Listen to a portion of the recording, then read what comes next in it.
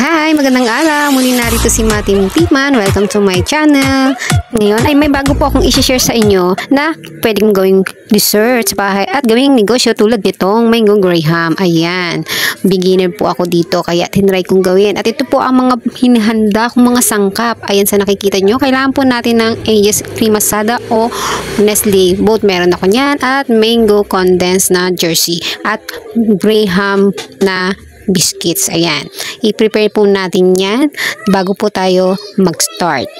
At syempre guys, handa na rin po natin ibang mga kailangan natin mga materials katulad nitong bowl at spatula. And then, buksan na po natin mga kinakailangan natin buksan at nang mailagay na po natin ito sa ating bowl. Ayan, prepare lang natin. Ayan, nakabukas na siya. And guys, napansin nyo po magkaiba kasi yung Angel's Cream Asada yung nag-iisa na lang na. Kaya gumamit na lang po ako ng Nestle Cream. Nasa inyo naman po kung may available. Bakit hindi kayo gumamit ng pareha? Okay, let's start. Pagsamasamahin na po natin ang ating mga Nestle Cream or Cream Asada. Unahin po natin siya. Kung nga po palang ating mga cream asada at Nestle cream ay overnight ko pong inilagay kaya nakikita nyo naman pat na momo at ang hirap tanggalin. O diba kasi mas maganda ho mag-mixer ng ganito para mas mag-alsa. Kasi watery ho ang ating cream asada pag hindi ho natin siya ilalagay sa chiller. Wag ho sa freezer, titigas ba maging yelo. Okay? So, mix ho natin, i-mixer ho natin to. Okay? Pag naisimutin nyo lang po ang laman, sayang naman.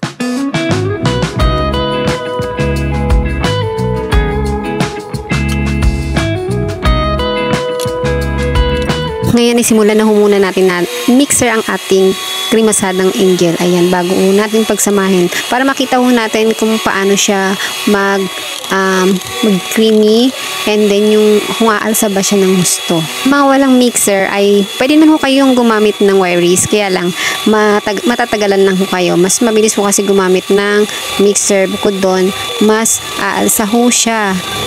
Unlike ho sa aalsa yung muscles na joke.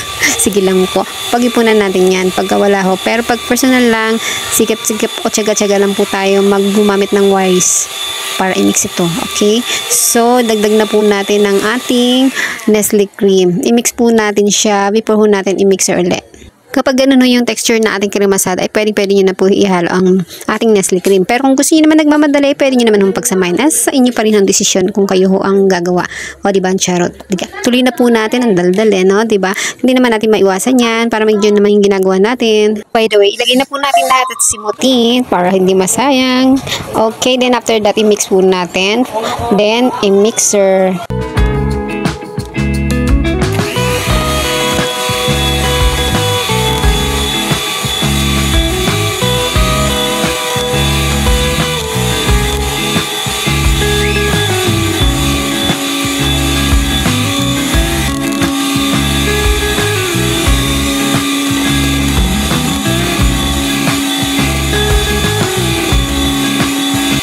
See guys, nakikita nyo nagki-creamy na siya or medyo maalsa siya or tinatawag na nagdo-double sizes siya. Pero mas double sizes siya pag purong Nestle cream or parehang cream asada or depende na siguro sa pag-mixer nyo.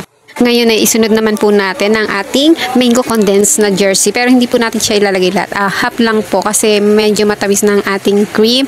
At optional lang po kung gusto nyo maglagay ng food coloring, maglagay po kayo at least 2 pinch o 2 kurot syempre para maging colorful at may buhay ang ating mango graham. Kasi medyo maputla dahil kalahati nga lang naman na nilagay ko.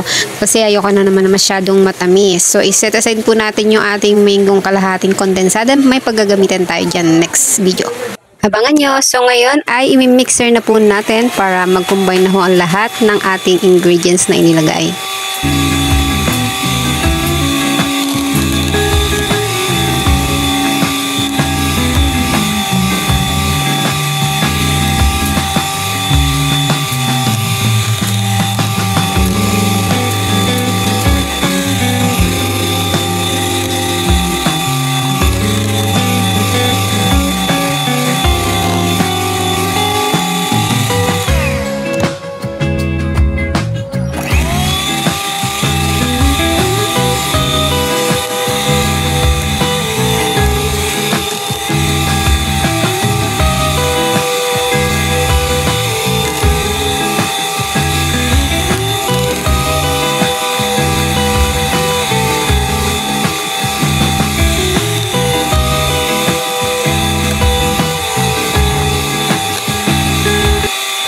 Okay guys, mixer lang ho natin until 10 to 15 minutes, ganun po.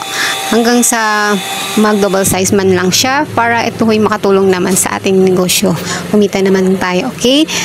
Kung gusto nyo gumamit ng mga natural mango, ay pwede naman po. Pero medyo may additional, syempre, yung presyo ng inyong benta. Ito na po ang aking gagamitin na Tupperware o food container. Nilagyan ko lang po siya ng cling wrap, or kung alaho kayo neto, wala kayong magagamit na ganyan, pwede naman paper wax o kahit wala na, discard nyo na para lang naman po siya mapadali kung matanggal yung ang ating graham bar. Then meron po ako nilagay na pads, carton para hindi ho lumagpas yung ating cream. Ayan, pwede naman kung hindi, kung gusto nyo palobo, discard nyo na po. Okay, so start na po tayo maglagay ng ating graham biscuits. Ganito po ako maglalagay ng ating biscuit, pataob. Kasi po pagka pinaligtad ko siya, at least nasa ibabaw yung harapan ng biscuit. Ayan, ganyan lang naman po ang paglalagay. Pantay-pantay lang po natin at ganyan din sa katapat. Alam nyo guys, minsan may natitsyempuhan talaga tayong mga biscuit na nababali o nadudurog. Kaya sayang naman ho isama natin yan.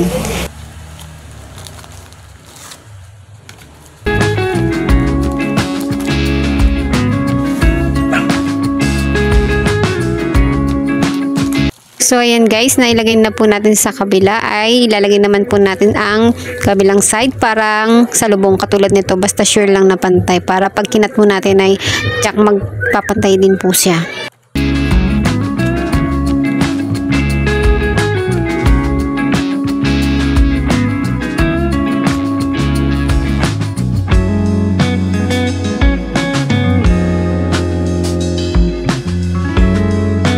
Then, ngayon, ilagay na po natin ang ating biskuit. Isunod na po natin ang ginawa nating cream ice cream. Ayan. Lapat lang po natin yan sa paligid. Then, taktak nyo para masiksik siya. Pantay natin siya. Ayan.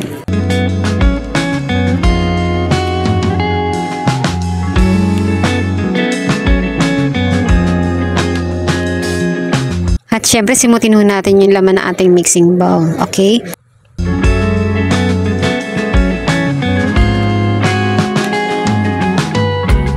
Matapos ilagay na lahat, at syempre ipantay po natin gamit ang ating ginamit na spatula. Before ho natin ilagay ang ating biscuit sa ibaba. Okay? Start. Ayan, ipatong na po natin ang dahan-dahan. Ilapat ng maayos na hindi lumubog at ipantay. Okay? Tulad nga ng sinabi ko sa inyo kanina, makakatsyempo tayo ng durog. Ayan, sayang naman kung hindi natin sasama. Kaya inuna ko kanina yung buo at ngayon naiwan itong mga ilang na durog. Kaya diskartehan nyo na lang kung paano nyo siya ipagdudugtong-dugtong ng maayos. Okay? Na ito ay hindi magkakatugma, mahirap talagang tignan, pero diskarte nyo pa rin maidugtong. Okay na mapantay.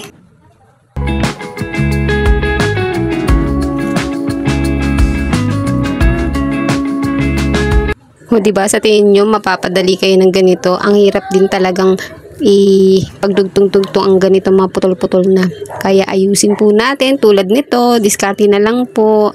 Okay, it's time to cover. Then ilagay na po natin sa ating freezer. Para tumigas po ito, mas may na overnight. Ayan, para sulit na matigas. So ngayon, ilagay na po natin sa rep at bukas. Ready na? 3, 2, 1. Charan! Handa lang ako ng chopping board para dito ko siya ikakat. Nang hindi naman magasgas ang inyong mesa. Pero kung may plastic cutter po kayo, ay okay lang naman. Kasi ako po ay gamit ko ay kutsilyo, kaya ingat-ingat lang.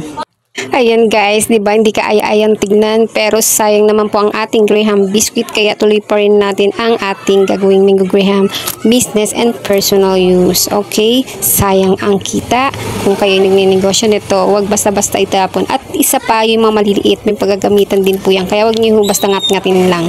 Okay, ingat sa pagkakat.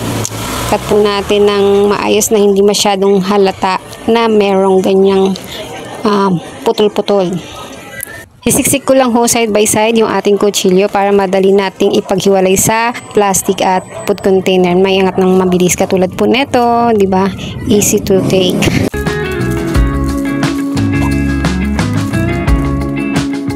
Ngayong natanggal na natin, ay ilagay na po natin sa ating sangkalan. Okay, yan at i-chop natin yan. Then, flatten po muna natin yung plastic na nasa gilid para hindi sa galbal sa ating pagkakat. Ngayon, diskartihan nyo na lang po kung paano nyo siya i-chop, kung katulad ba ng ganito o paganyan. Naku, mukhang mahirap sa itsura ng biscuits natin, pero diskartihan natin yan ng dahan-dahan at maingat na hindi siya masira ang pagkakakat natin sa bawat isa. Saan ba ako mag-start mag-cut, dito ba o dito na lang po sa taas? Nagulo din ano? Okay, dito na lang kaya sa taas. Mag-start na tayo mag-cut. Kawawa naman ang ating biscuit. Pero tuloy lang guys.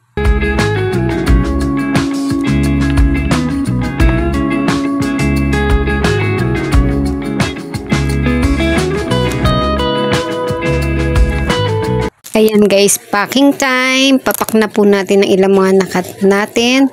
Ang iba naman ay sinunggaban na. At ang ilan ipinasok ko muna sa rep. Etong mapapacking natin yan ibebenta.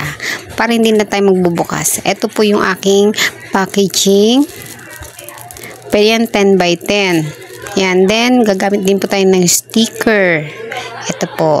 Ipak na po natin ito sa plastic, i-fold, then ipagitna ang ating sticker na thank you message, okay? Para presentable naman siya.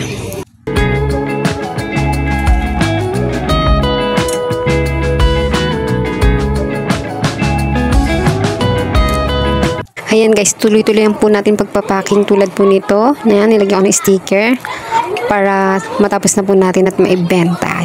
Okay. Pwede ho ibenta ho ito ng 10 piso.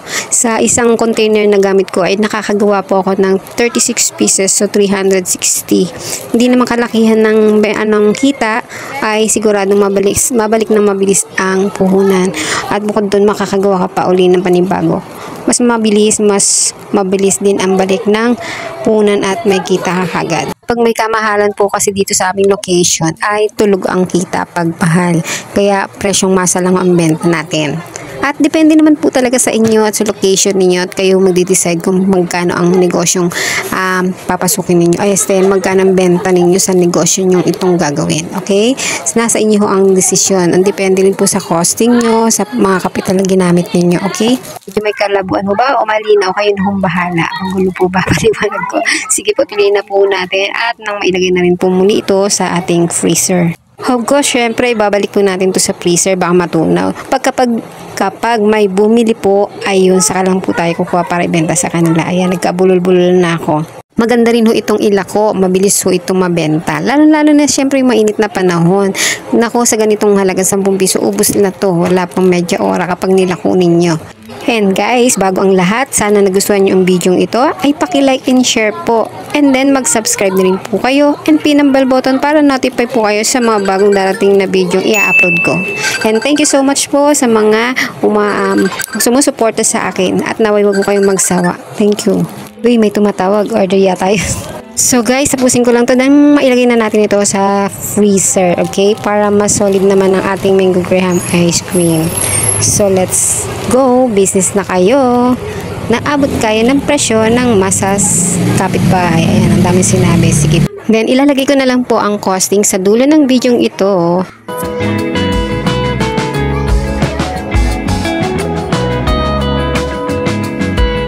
Ayan, lagyan na po natin dito sa ating rep para hindi siya mag-melt after ho ninyong ipack.